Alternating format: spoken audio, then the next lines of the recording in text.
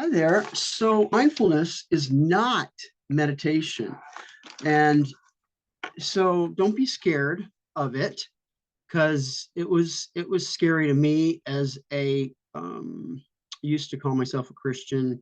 Now I'm just a believer in Jesus because and the Bible because Christians have just destroyed so many people with their um, rules and regulations that aren't from God, like, don't be gay, um, don't be trans, you're a huge sinner if you smoke, drink, or uh, have sex out of marriage, things like that. I mean, these are debatable things, but the vitriol that comes from Christians judgmental and shaming people is just unhealthy. And really, I don't think anything has anything to do with God and the Bible. So, anyways, I didn't want to get into religious things there. But anyways, it scared me because of that, because I thought it was Middle Eastern meditation, is mystical and had some kind of spirit of bad mojo, as my buddy once said. At any rate, mindfulness. It's my definition, and which is derivative from all the people I've listened to on podcasts and webcasts and things like that, the experts on it.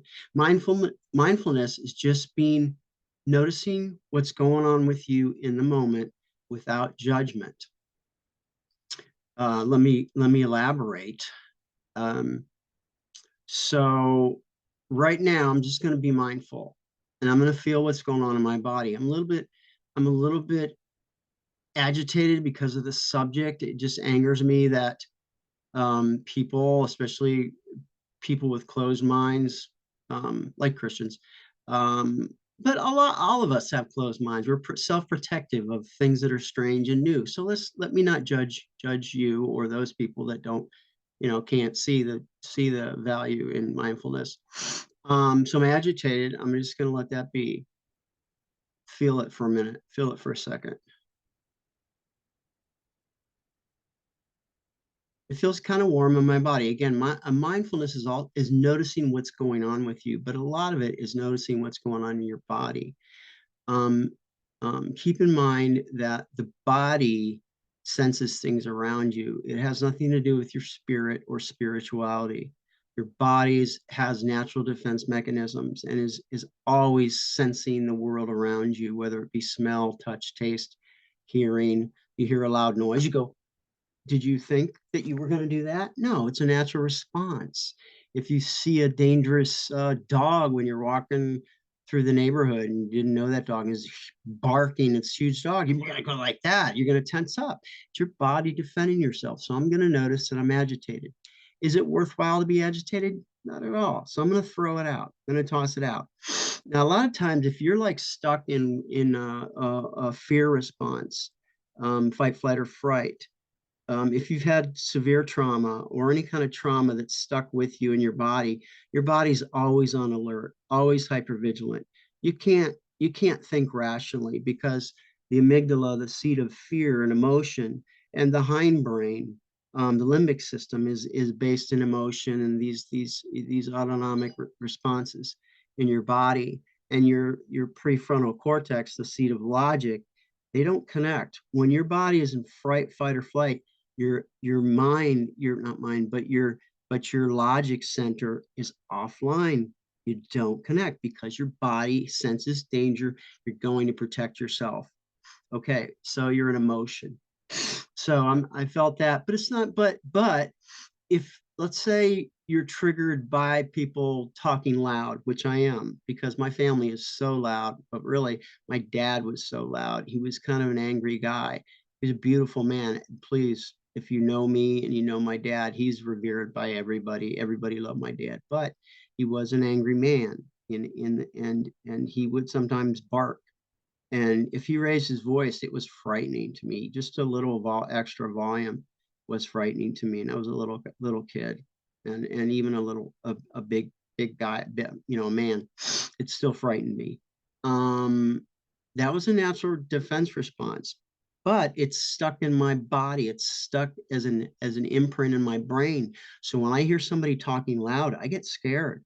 But it's not. I don't feel the fear. it feels more like anger to me. I get defensive. Am I sticking my face? Anyway, so I get defensive and I want to protect myself, so I might yell back. It's not necessary. They're just talking loud. I have to calm my body and just notice that anger. Notice, what am I angry about? I'm going to, like in my classroom, I'm a teacher. So my kids often are loud. They're often triggered, and and I mean, teenagers are loud anyways. They're just impulsive and full of emotions. And that prefrontal cortex, by the way, is not developed yet till you're about like 21. We didn't all know that, but that's why we're so impulsive when we're kids. At any rate, kids are loud, and I can't tolerate it. It's scary and it's distracting. It makes me confused because that prefrontal cortex goes offline. I'm operating in the limbic system, the emotions of fear. So I'm going to defend myself and I want to run out of the room. I can't do that. I'm the teacher. So I have to teach the kids how to manage their volume, and it takes a while. Um, Also, certain cultures are loud. And I've taught all cultures. I've taught Latinos, I've taught white people, I've taught Black kids. And you can call me racist if you want, but cultures are different. Italians are loud. My family is loud. You get my family together, and the loudest person wins. We're not angry. We're passionate. We're excited about what we feel and what we know, and we're communicating. It's really an awesome feeling when you lose your inhibition to get excited and just let it out. But some people are soft and quiet. Okay, then that goes through all cultures. But let's face it, certain cultures are loud. You go to the Middle East, you go to let's see, a certain Saudi country like Saudi, and the people that I know, Iranians, can be loud. I lived among Armenians. They're loud in a general sense, not everybody, but they're generally loud and they seem angry all the time. That's who they are. That's their culture. Okay, and we can get triggered by that. I was. So anyways, look, I go all over the place because I got so much going on up here. My brain races. I'm bipolar. So part of the bipolar is the racing thoughts, the quick everything going on in that brain. Because of that fear, you get scattered, and and um so I've got things going constantly. It's pretty tough. I had to learn to calm my brain, which is part of mindfulness. It's extremely useful. And remember, it's not mystical. It has nothing to do with some sort of evil spirit or bad mojo. It's just not. It's physiological. It's proven scientifically that you can calm yourself this way, and the experts are telling you to do it, and it's very simple. So again, let me demonstrate. Right now I'm kind of activated, I'm really hyper, but I'm also aware, and my body has nothing to do with me. It has everything to do with the 2 cups of coffee I drank. That's all it is. I can't stop that agitation, that sort of heightened energy. I can't do it. So I'm kind of using it to my benefit to make this video because I'm talking faster. So it's in a sense helping me. We drink coffee in the morning because it gets us awake. In the morning, our body does turn on the I don't know if it's cortisol. There's some hormone that turns on in the body. Don't ask me why that hormone to wake you up. That sleep cycle. You in the morning, sun rises, your body senses that, it starts to wake up. Some neurochemicals, the cortisol, the hormones, whatever, start waking you up. Mine don't, and billions, probably billions of people don't. And so that's why everybody drinks coffee almost. So so I'm feeling that. So and closing my eyes helps. Sometimes if you've been in severe trauma, you can't close your eyes because you don't feel safe with your eyes closed. Okay, so you don't have to close your eyes. Although with that in mind, let's look around my room. My room is a safe place. I've learned that it is a safe place. I close my door, people don't come in. I can control access and entry. Access and entry is the same thing. I was in access and exit. I can always run out if I feel scared in my room, but I usually don't because I'm having a nightmare and then I wake up. I'm like, what the just happened? Um, so I'm looking around. I see my blue wall. What does that make me feel in my body? This is not mumbo jumbo. Look, stay with me. Some colors affect your emotions. We know it. Blue is purposely calming for me. So I can look at that and go, I feel it in my body. So I'm feeling that. Um, I'm looking at this silver metal metallic. It's one of those like note boards you put notes up. That instantly puts a sort of a cold feeling in my chest. Why? Because silver is, look, I'm going to touch it. It's cold right now. Don't like cold. Um, but you sense it in your body. It's so fascinating. So you can do the five senses. I'm going to look around. Oh, I see my dad's tree of life necklace, which I got when he died, or my mom gave me when he died to remember him. That puts an extra sadness in me, in my chest. It's in my chest. Feel it. I'm feeling it. To me, feeling these feelings when you're not afraid of them, when you don't judge them, can be exciting. Don't judge the anger. Don't judge the agitation. Racing thoughts are there to remind you that something's going on that you need to pay attention to. Um, there's a dollar bill with Nixon on it, with instead of George Washington, Nixon's face on it.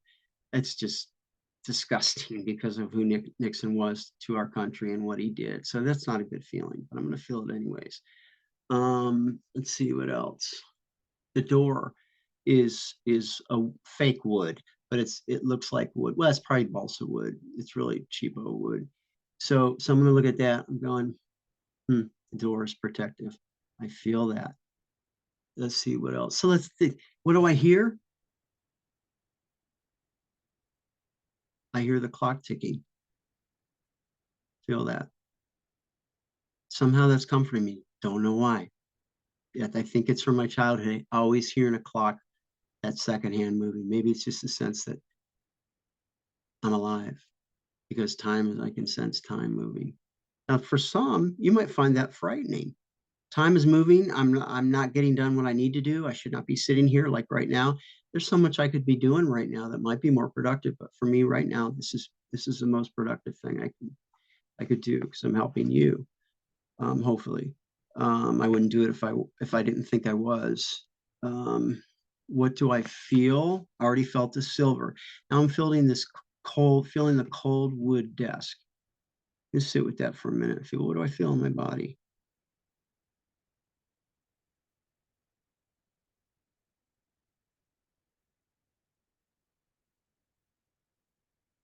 It's just cold. And cold always turns me off.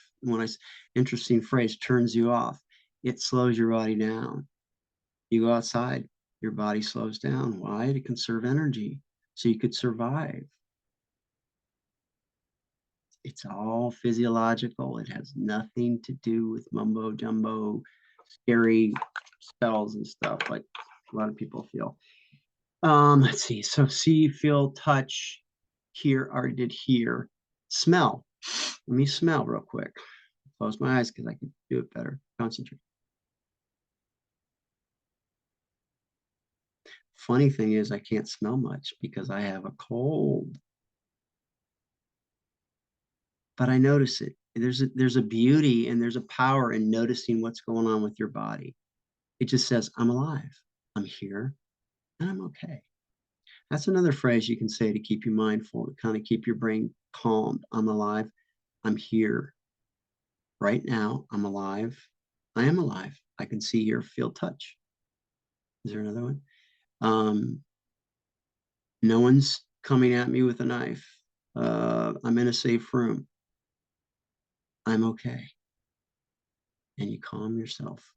Now, because I've practiced this every day, um, at least for a year and a half or 2 years, I've learned to calm my body. This is why the gurus and the guys that meditate over there in the not Middle East, but like Eastern religions and stuff. Buddha, and they call him the Buddha, which I find pretty sort of scary, because I believe in Jesus Christ as the Buddha, the one, or God, my Father. If you're not into Jesus, you have a higher power. You have Yahweh, you have Jehovah, you have Allah. It's the same God, folks. Same higher power, same supreme being.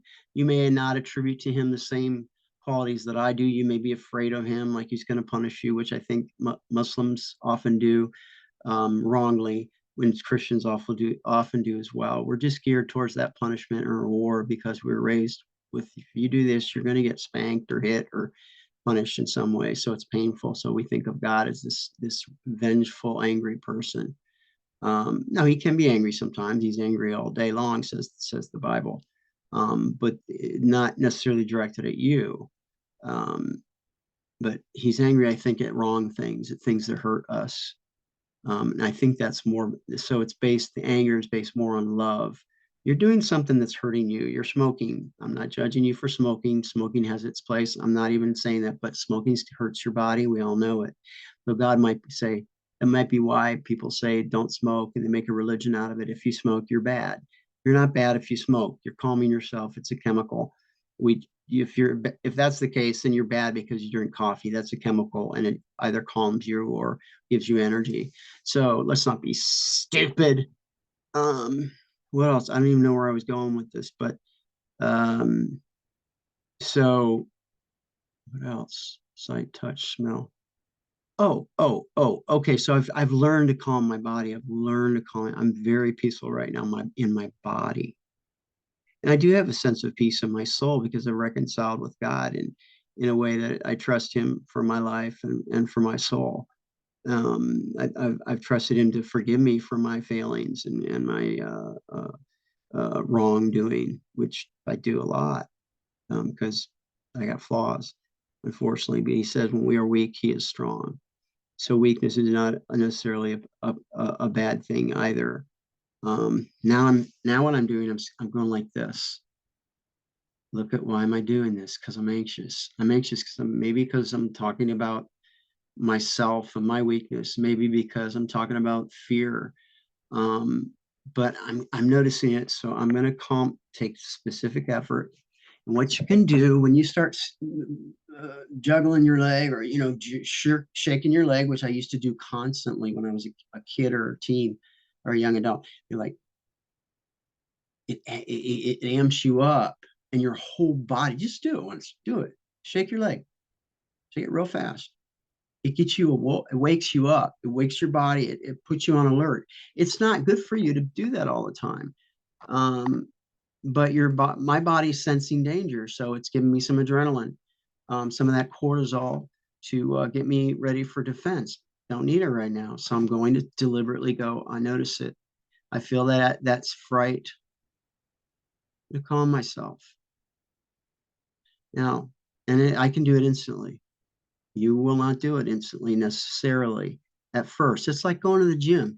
You're not going to lift 60 pounds of curling first day in, generally speaking.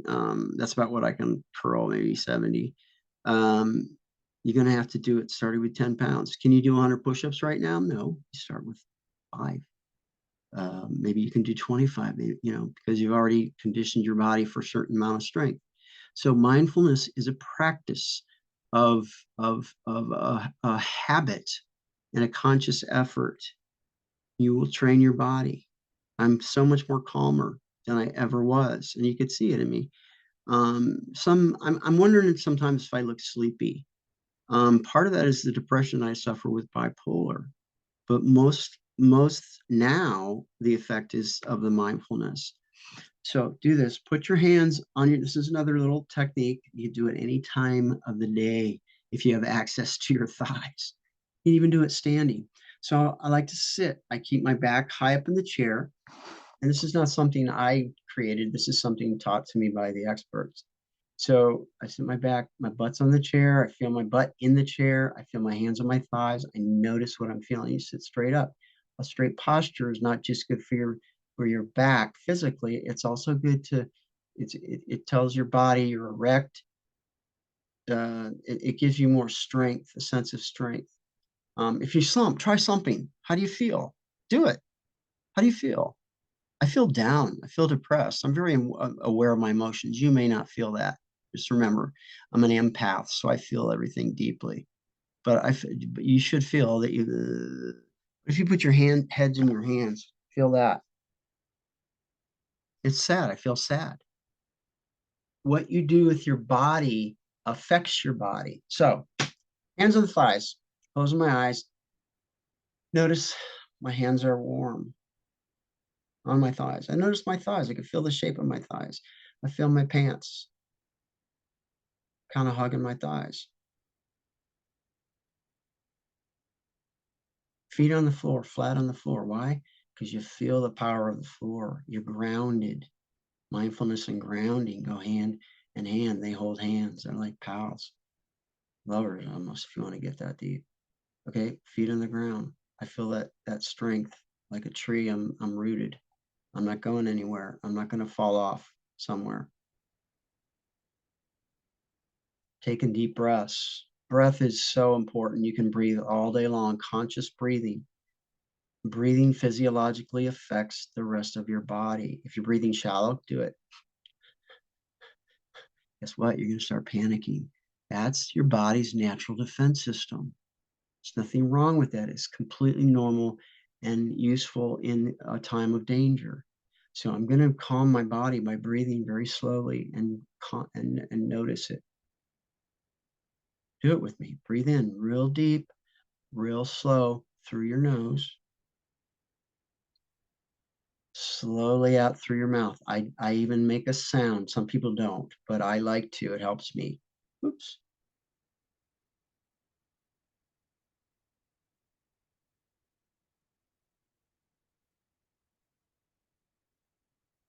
I'm instantly calm. It wasn't always that way. When I did this first, I got agitated. I got angry. I got scared. My body went into fight, flight. Why?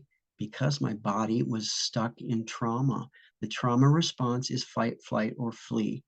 Fight, flight, or freeze. I like to say. Some people say fawn, which is just plain dead. Freeze to me is plain dead. Um, at any rate, when if you had the trauma, your body is in that response, and we stuck there till you learn to calm it. So you might feel agitation. You might be afraid. You might not be able to do it. I wasn't able to. In fact, I avoided it for years, even when I would try to do it, because it brought up feelings of panic for me. Practice. Maybe you just start with one breath. I had to get the understanding about the effects of trauma in my body before I could use meditation, not meditation, but mindfulness. And once you get scared with meditation, it's not the same as mindfulness. It has elements of it. But mindfulness is just noticing your body without judgment right now. Okay, let's breathe.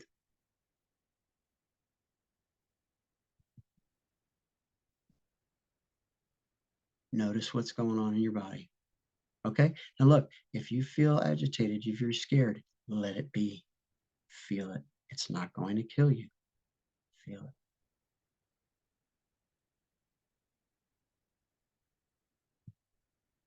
My eyebrows were lifted.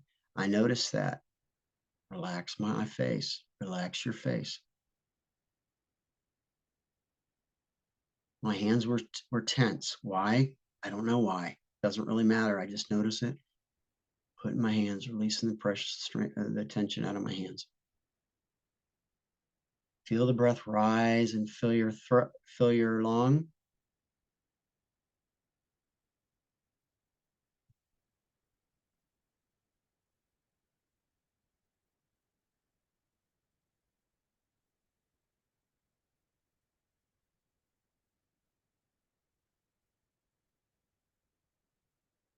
One more breath.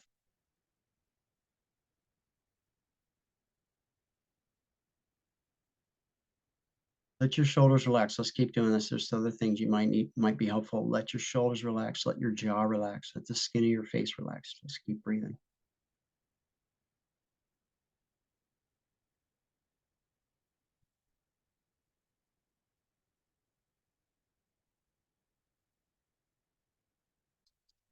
My eyelids are fluttering. Why? I'm just a little anxious. A lot of it is coffee. The other part of it is I feel vulnerable right now doing this with you. I feel scared because I'm sharing with you something extremely personal. Let's keep going with it. Just feel it.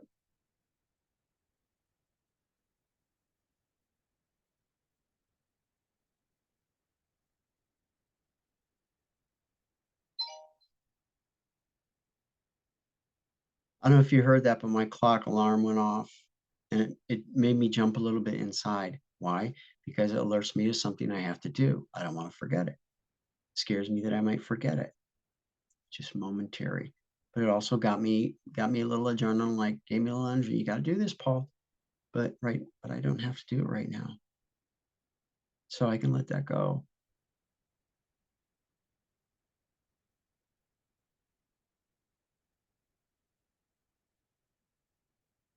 All right, I'll stop because I can lose people after a while. I'm itching because I use the wrong kind of soap, cheap soap. So unfortunately, that's my choice. But I'm broke, so buy the dollar store stuff. So I'm really calm. I hope that helped you, but it's a practice, just like exercise, just like eating healthy, sleeping. All these things contribute to the wellness of your body and your mind, and we know it does. You're feeding yourself junk because you feel junky inside, and it matches with that sense in your body of feeling junky, and it feeds it. And also, of course, we know the sugar and the fat is a natural reward that says let's keep doing it. It actually fuels me in a quick way, but as we know, also in an unhealthy way. um, fruit sugar is better than processed sugar, as we know, but you don't want to eat fruit all day long to the excess as well. So as my dad said, everything in moderation, which, hey, that's so wise. I always thought that was great. So I'll sign off. I'm long-winded, but that's part of the bipolar. And I hope that this helps. And I hope that you saw me for who I am, because I think that's helpful for you and for me as we connect. Um, and even on a video, we can connect with each other. And that's, I think, I've been told, and I don't know if this is always true. Gabor Mate says that we would die if we don't have connection. We need that connection. Well, I've been alone for 40 years, 40, almost 40 years, single for 40 years. And I've learned to love being alone, but at first it was scary. So I'm not certain, I could probably live as a recluse because I know how to be alone and alone with my thoughts and stuff. And, but that's a training process as well. Anyways, let me sign off. I'm Paul Falstead. I was a counseling graduate student. I got kicked out of the university I was at. So I don't have a license yet. But that's why I'm interested in all this, and for my own healing, because I've had my own childhood trauma. And so I'm sharing it with you to be helpful. And feel free to email me. I'll put my email down there, and comment in the box down there. You can subscribe if you like. That way I know people are enjoying it. And I hope you could share it if it's helpful. Take care of yourself.